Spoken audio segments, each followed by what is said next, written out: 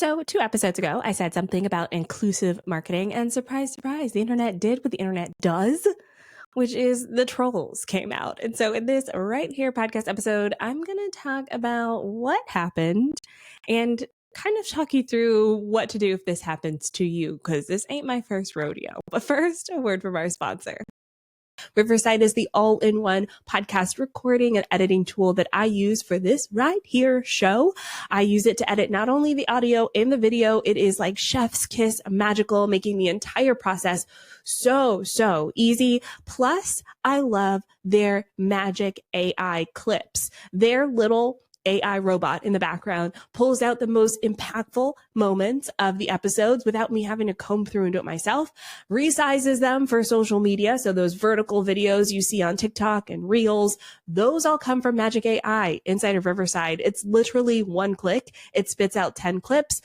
I pick the best one and away I go. Saves me so much time. If you want to get on the Riverside train, check it out today. The link's in the show notes, and make sure to use my code DREA, D-R-E-A, at checkout to get 15% off your membership. Welcome back to the Mindful Marketing Podcast, friends. So excited that you're here.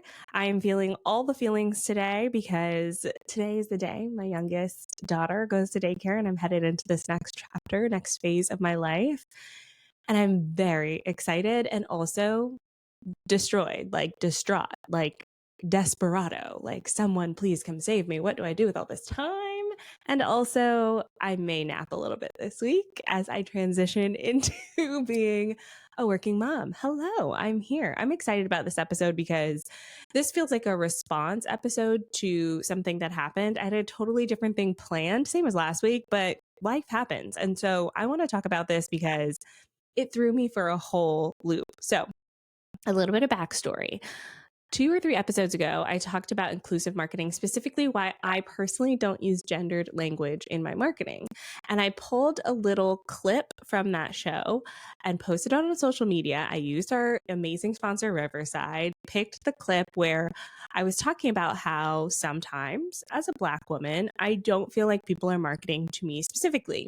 It was a short example from a long episode about being inclusive in your marketing. I posted it everywhere. On YouTube is where I got this comment. I'll read it for you. Why would brands want to market to a consumer base that is just going to rob their stores, though? The absolute racism, the audacity of this person. I posted it everywhere because honestly, this is not the first time, but this is one of those times where I felt called to use this as an example because this isn't something that happens all the time to everyone else. And so if this is your first time experiencing this, you may get the shock and awe and the actual like devastation that we feel when some rando on the internet leaves a hurtful comment. And like I said before, unfortunately, this isn't the first time that I've had to deal with this. People comment on all sorts of things outside of my skin color, which, hello, I cannot change. That's besides the point. People comment on my voice a lot.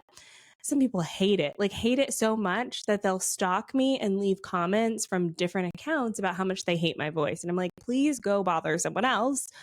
I come from a YouTube background. So when I used to create YouTube videos, like content about my life, people would literally comment and say, go unalive yourself, if you know what I mean. And none of that feels good.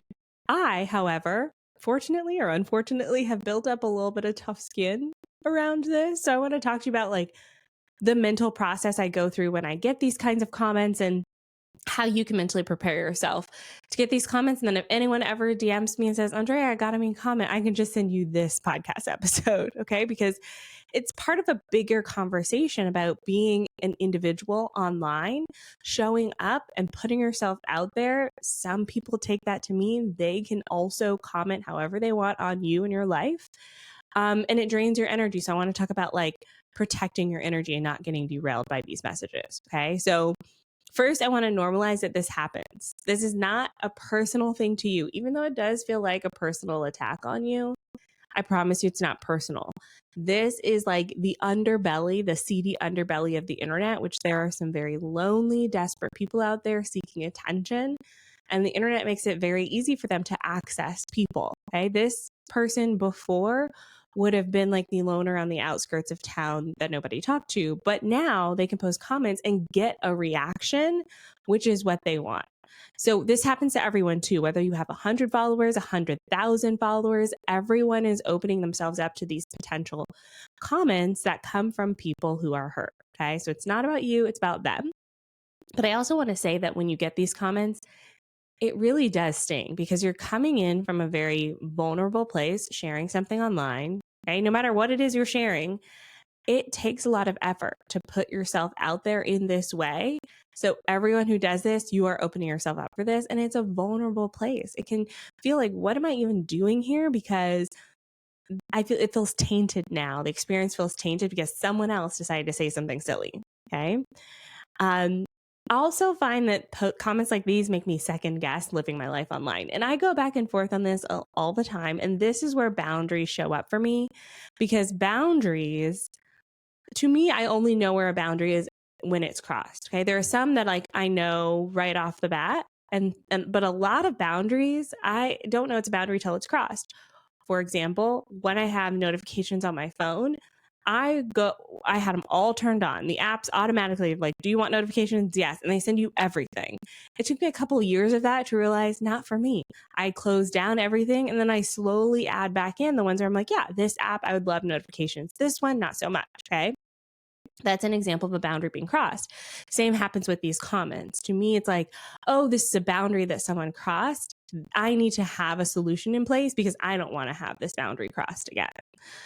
So check in with yourself first. For me personally, I know that these people, they're not talking about me. It's not personal about me. This is them going off on whatever's happening in their lives. So generally speaking, I delete the comments, I block the person, and then I take a mental health break. Okay. I'm not saying this doesn't affect me. It sure does.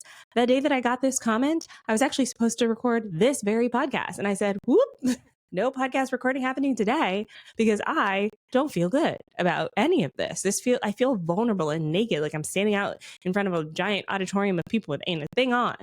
It doesn't feel good, right? And so I personally step away, shut it down, put my phone on do not disturb. I read some books. I touched grass, literally went outside, took my dog for a little bit of longer walk. Gibson loved it. It was great. Okay. It takes a lot of energy to do that. So the more that you grow as a business owner, the more that you're opening yourself up to that. So the more you need to build in these mental health breaks, okay? Mental health checks. A great example of another one for me is I don't generally work on the weekends.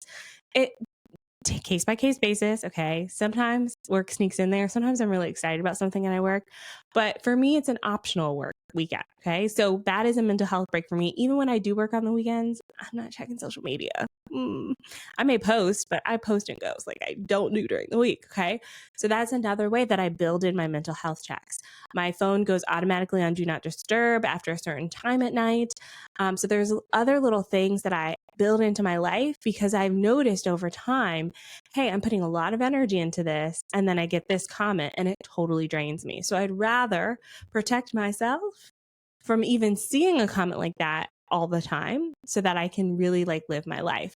And this is a concept that I'm building into our new framework in the Mindful Marketing Lab called energy budgeting. Okay. Energy budgeting. And I think it's something that as business owners who manage their own social media accounts, or even if you're a social media manager for other people, we have to notice this about ourselves because this is where we can really get ourselves into trouble, into burnout, if we're looking at comments like these all of the time. Okay.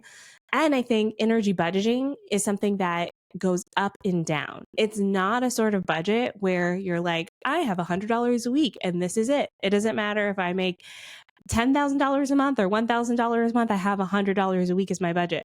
We know that's not how budget works. Like when we have more money, our budgets increase. When we have less money, our budgets decrease. So the same goes for your energy.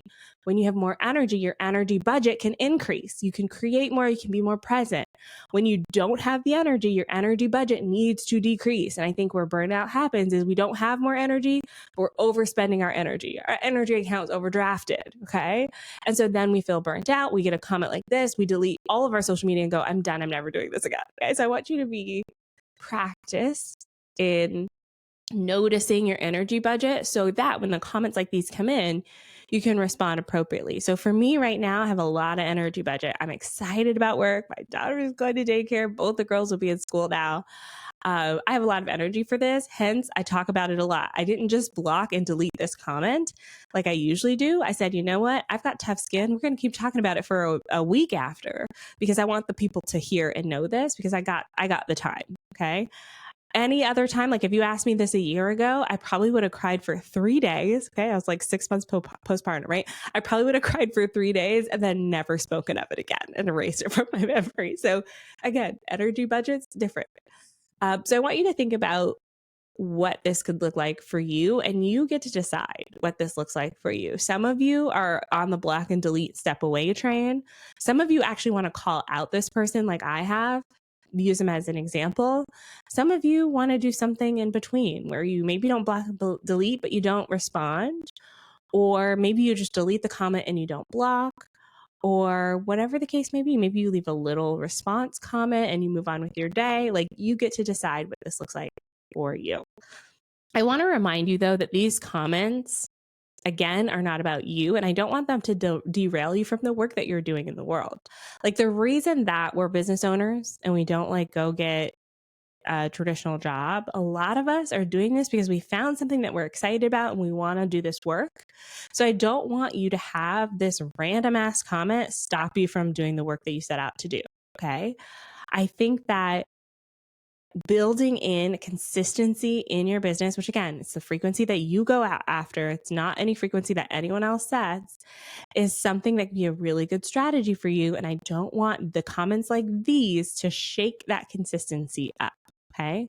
I want you to have built in like clarity and confidence in what you're doing, so much so that comments like these, you kind of laugh up like I do, where I'm like, this is silliness. And now I'm going to talk about you even more. You wanted attention. You got the attention. Okay. It takes a lot of work to get to this space. And I want you to be able to acknowledge that as well. So this is your permission slip.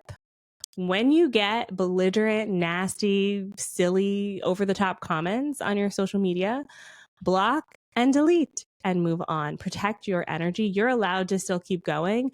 Don't let one bad apple ruin the bunch. I'm not stopping, and neither should you. And hey, if you want more conversations like these, we talk about this all the time in my program in the Mindful Marketing Lab. Come on in and join us. We have community. You don't have to do this alone. I'll be back at you next week with a new episode. That's all for this week. Bye for now.